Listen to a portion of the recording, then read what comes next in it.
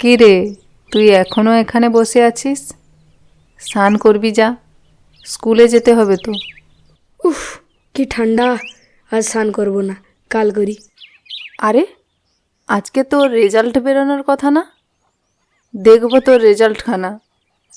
সারা বছর তো ফাঁকি দিয়ে কাটালে, পিঠের ছাল তুলব তোর।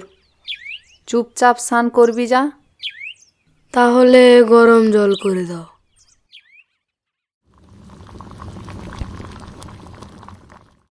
নে, চটপট খেয়ে নে, দেরি করিস না।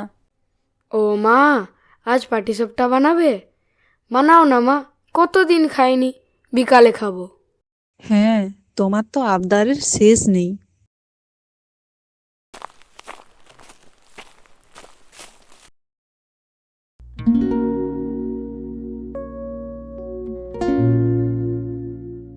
আচ্ছা, মায়ের তো একটা পুরনো চাদর আছে, মা তো সেটা গায়ে দেয় না।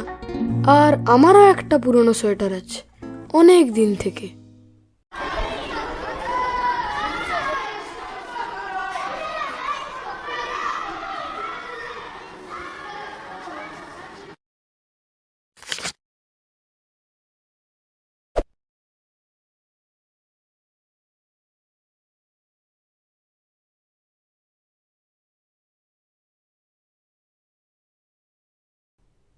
কী রে, চুপচাপ ঘর ঢুকছিস যে?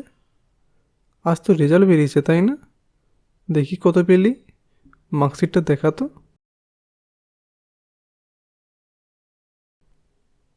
সর্বনাশ! এই যে শুনছো, ছেলে তোমার ফেল করেছে, আর পড়াশোনা করিয়ে কোনো লাভ নেই। আবার পাটিসাপটা খাবে বলছিল না? লাঠিটা নিয়ে এসো তো, ওর পাটিসাপটা খাওয়াচ্ছি আমি আজকে।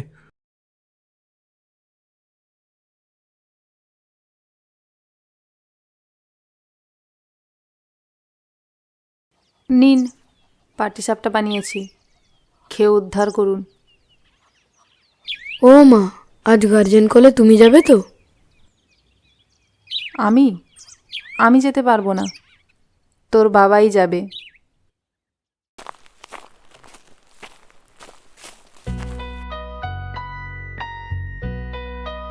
এই নিন, এটা গায়ে দেবেন।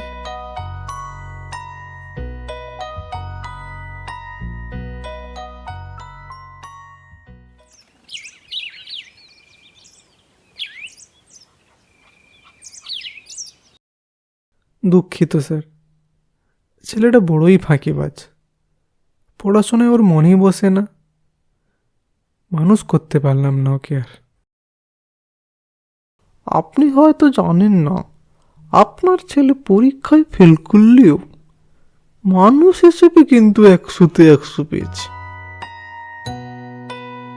মানে ঠিক বুঝলাম না স্যার।